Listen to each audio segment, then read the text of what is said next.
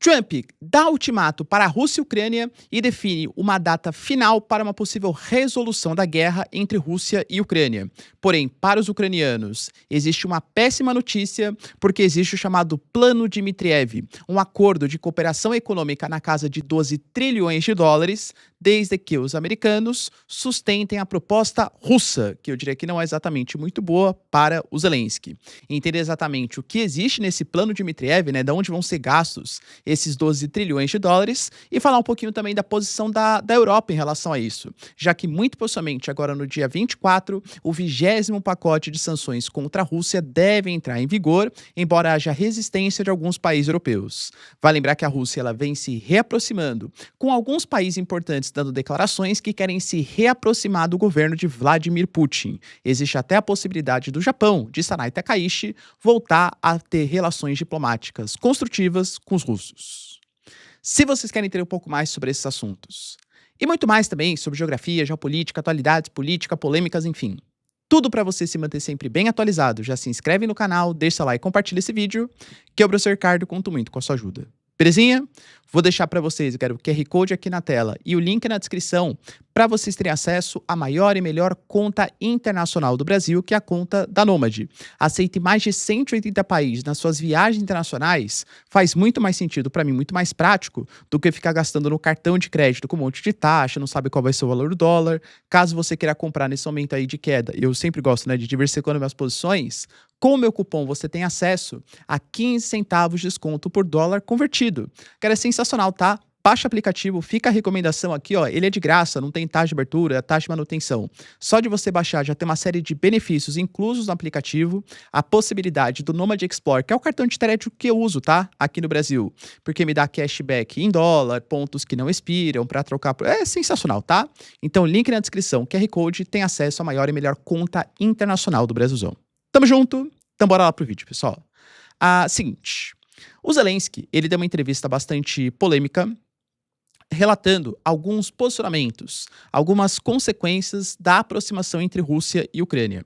Para quem não sabe, rolou em Abu Dhabi uma reunião ali com representantes russos e representantes ucranianos. Já adianto para vocês que, pelas palavras do Zelensky e da própria Rússia e dos Estados Unidos também, não houve grandes avanços, porque os dois principais pontos de embate ainda são muito sensíveis para os dois países.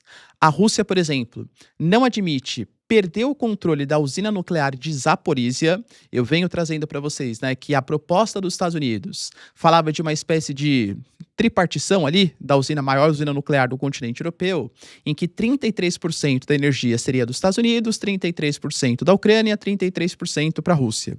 Aparentemente, os russos aceitam talvez cooperar com os americanos, propondo a usina de Zaporizhia uma parte da energia para eles, mas não dividir com a Ucrânia.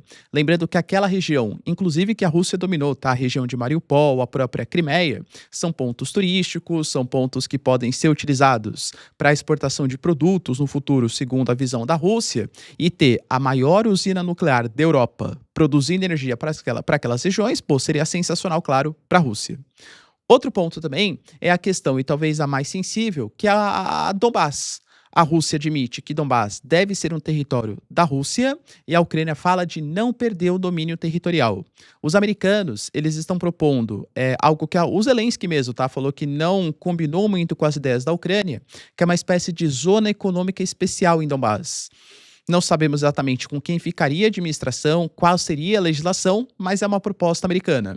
A Rússia aparentemente não aceita essa proposta, nem mesmo os ucranianos. Ou seja, é interessante para a paz, que tenha acontecido a reunião, mas falar que houve grandes avanços, ou algum tipo de avanço, galera, convenhamos que não, tá? Até por isso, aparentemente, o Trump ficou insatisfeito e, segundo as palavras do Zelensky, os americanos estão propondo que as partes encerrem a guerra até o início do verão, ou provavelmente pressionarão as partes, ou seja, a Rússia e a Ucrânia, de acordo com esse cronograma, alegando que o Trump não vai suportar mais esse adiamento do conflito.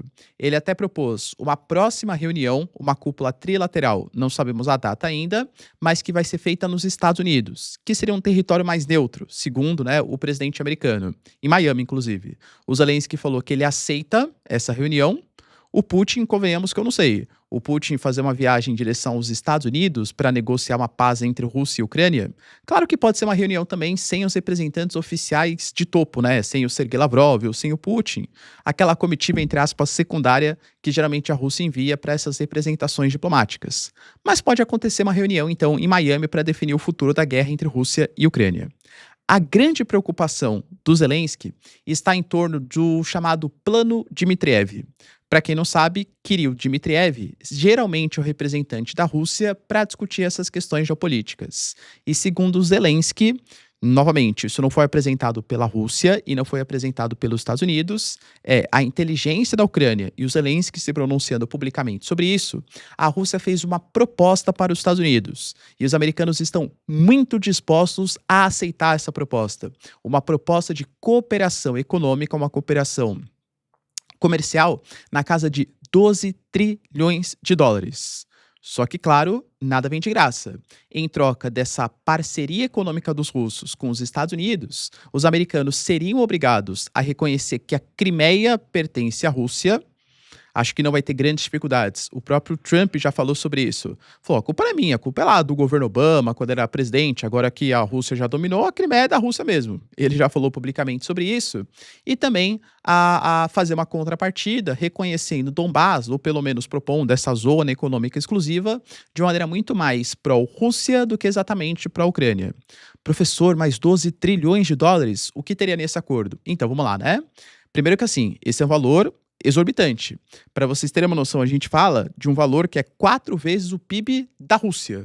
É um valor alto, convenhamos, né? Mas claro que também acho que esse acordo econômico não vai ser feito, né, numa vez só, num mês. Possivelmente são anos aí, ou talvez até décadas de investimento. A gente sabe que existem alguns planos de cooperação ou coordenação econômica entre os dois países. Por exemplo, qual é, vocês aqui que acompanham o meu vídeo diariamente, aliás, agradeço por isso, tá? Minha vida é sensacional por isso também. Adoro falar sobre geopolítica, ainda mais na presença aqui de vocês. O que os americanos estão em busca, até para reduzir a dependência dos chineses? Os minerais terras raras. Tentou fazer cooperação com 55 países, o Brasil rejeitou, tudo tal, né? A Rússia é um país que tem bastante reservas. Inclusive tem tecnologia e está aprimorando a exploração, o processamento desses minerais. Muito possivelmente algum tipo de cooperação entre Rússia e Estados Unidos poderia ser também nesses minerais estratégicos. Existe um plano que já foi divulgado pelos dois países de uma conexão, uma espécie de túnel subterrâneo com o Alasca e a Rússia, facilitando o comércio entre esses dois países. Muito possivelmente o desenvolvimento dessa infraestrutura também estaria nesse pacote.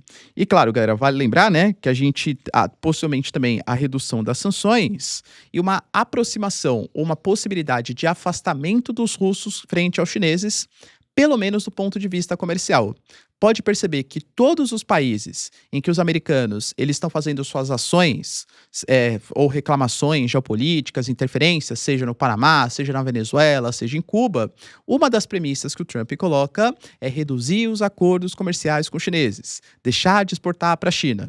Claro que uma coisa é fazer isso com o Panamá ou fazer isso com Cuba, que são países muito mais frágeis, outra coisa é fazer com a Rússia.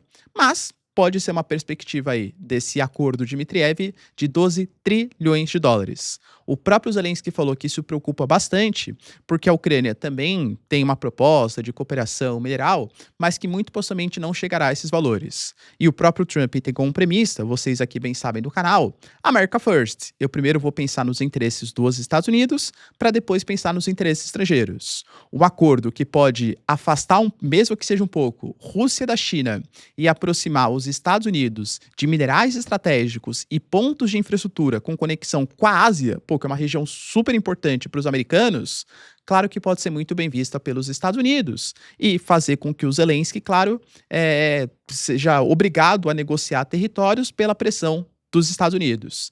Tanto que o Zelensky ele falou sobre isso. Ele falou que a ideia do governo Putin é, claro, fazer com que a Crimeia pertença à Rússia, mas também afastar ainda mais o continente europeu dos Estados Unidos. Convenhamos que é verdade. E, aliás, eu diria que não precisa nem muito dessas ações. A própria Europa ela já se mostra um pouco dividida internamente e já existem rachas com os americanos. Por exemplo, quando a gente analisa hoje o Viktor Orbán, que ele vai ter eleição agora, né, no futuro próximo na Hungria, ele está na segunda colocação, já recebeu o apoio público do Trump, alegando que ele é um excelente líder, que ele é um cara nacionalista, que seria interessante se ele vencesse o processo eleitoral. O Viktor Orbán declarou ontem mesmo, publicamente, tá, que a Ucrânia é uma inimiga não só da Hungria, mas de todo o continente europeu, alegando que a Ucrânia obrigou os europeus a entrarem num conflito, a não ter energia barata vindo da Rússia, por conta de uma causa do Zelensky. E a gente sabe que a Ucrânia está reduzindo a oferta, né? Está impedindo com que combustíveis fósseis sejam negociados com países importantes, com a República Tcheca, com a Hungria, com a Eslováquia. Tanto que o Robert Fico e o Viktor Orbán fazem constantes críticas à postura do Zelensky por estar brecando essa exportação de combustíveis fósseis. Já houve até ataques a infraestruturas que conectavam a infraestrutura energética russa a esses países aí do leste europeu. Então, o Trump apoia um cara que fala que a Ucrânia é uma inimiga geopolítica, percebe? Ao mesmo tempo, a Ursula von der Leyen fala que agora para o dia 24 de fevereiro, que vai ser o aniversário, entre aspas, né, de 4 anos da invasão da Rússia à Ucrânia, o 20º pacote de sanções, 20º, hein, galera, tá sendo preparado. Nesse 20º pacote de sanções, tá falando ali, ó, de sanções contra mais 20 bancos russos, a proibição da manutenção de navios-tanques e quebra-gelos da Rússia, mais produtos ainda sendo proibidos de ser importados e exportados na relação União Europeia e Rússia, e a proibição da exportação de equipamentos de informática e de rádio para países que possam reexportar esses equipamentos para a Rússia. Ou seja, mais sanções, mais bloqueios contra os russos. Vocês entendem que é muito diferente da solução proposta pelos Estados Unidos? Os americanos mesmo, internamente, chamam isso de diplomacia Kaja Kallas. Kaja Kallas hoje, que é a chefe da representação das relações exteriores da União Europeia, que é da Estônia, um país muito envolto no conflito, né, um país báltico, contra os russos, uma postura muito pró-Rússia, fala que é uma postura que não aceita negociar, que não quer cooperar com a Rússia e que, na verdade, está promovendo uma guerra contrária a uma pacificação, quase que colocando a culpa no continente europeu pelo conflito que acontece contra os russos. Professor, quer dizer então que a Rússia ela está ganhando tanto apoio assim internacional? Eu diria que quando a crise econômica começa a chegar e o cansaço de uma guerra aparentemente sem solução, e com os ucranianos de fato resistindo, mas o próprio Zelensky fala, poxa, se for pelo conflito, eles conseguem dominar Donbass, mas vão perder mais centenas de milhares de soldados e vai demorar mais vários anos. É isso, então, que vai ser o futuro da guerra? É isso que os europeus querem? Continuar gastando dinheiro, continuar gastando recursos, vidas ucranianas sendo perdidas? Esse é o pensamento do Trump. Aceita ceder esses territórios. A gente ameniza um pouco, traz a Rússia para o nosso lado e evita que tenham mais gastos militares. Entende? Ah, professor, mas não é justo, não é ético, tal. Outro papo. Pragmatismo geopolítico, entende? A postura dos Estados Unidos é que a Ucrânia vai ter que aceitar ceder territórios. E a gente percebe que esses governos mais nacionalistas, que vêm ganhando popularidade, convenhamos que pensam mais ou menos dessa maneira. Muito possivelmente com a Marine Le Pen sendo eleita, por exemplo, a presidente da França, eu duvido que a França vai ter uma postura tão contrária a negociar com os russos. O próprio Friedrich Merz falou que um dia vai ter que sentar à mesa para negociar com Putin. A Giorgia Meloni também falou sobre isso, líder italiana, uma postura mais à direita aí também, né? Essa direita mais nacionalista europeia. Nas eleições em Portugal, por exemplo, também. O Chega, é que agora a eleição para presidente que está acontecendo. Em Portugal, o cargo mais importante para estabelecimentos, né, seria o cargo de primeiro-ministro. Mas o Chega também tem uma postura que muito possivelmente vai ser mais favorável a coordenar com os russos se trouxer uma melhoria, uma estabilidade econômica da própria União Europeia. No Japão, a Sanai Takaichi, que lembrando tem conflitos históricos com a Rússia, também está propondo uma resolução desses conflitos. Por quê? A gente sabe que quando o Japão e Rússia começaram ou iniciaram a ter uma diplomacia mais contundente mesmo, né, relação diplomática entre os dois países, foi feito um acordo, à época que era o Acordo de Shimoda, 1855, que estabelecia o controle sobre algumas ilhas, umas ilhas do Pacífico, divididas ali entre Japão e Rússia. A questão é que na Segunda Guerra Mundial, até por meio de uma derrota do japonês na Segunda Guerra, a União Soviética, à época, dominou algumas dessas ilhas, chamada de Ilhas do Norte pelo Japão e chamado de Ilhas Kurilas, né, pelos russos. Em 1956, a Rússia até considerou devolver 2 das 4 ilhas, mas até agora não fez nada. E convenhamos que hoje serve como posicionamento militar importante dos russos, até com bases militares estabelecidas. A Sanai Takaichi falou que os governos anteriores erraram em sancionar a Rússia em meio à guerra Rússia-Ucrânia. Galera, convenhamos, o Japão ali fazendo parte do G7 e tal, né? Aplicou bastante sanções contra os russos e fala que tem que negociar as Ilhas Kurilas e que se para isso tiver que tirar as sanções e voltar a ter relações diplomáticas com a Rússia, o Japão fará isso pelo bem do território japonês. O Japão está de volta, né? Japan is back aí, segundo o pensamento da Sanai Takaichi. Ou seja, muito possivelmente a gente vai perceber no futuro próximo os países aceitando cooperar mais com os russos. A Rússia, o Infantini, presidente da FIFA, não falou que era uma besteira fazer com que a Rússia continuasse sancionada? Os líderes europeus, entende? O Trump aceitando fazer negociações, o possível acordo de 12 trilhões de dólares.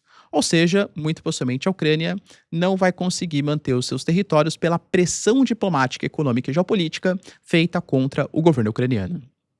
E aí, pessoal, acha que é uma boa a Ucrânia devolver o território de Donbás e devolver, né, ceder o território de Donbás e da Crimeia? Deixa aí nos comentários, quero saber sua opinião.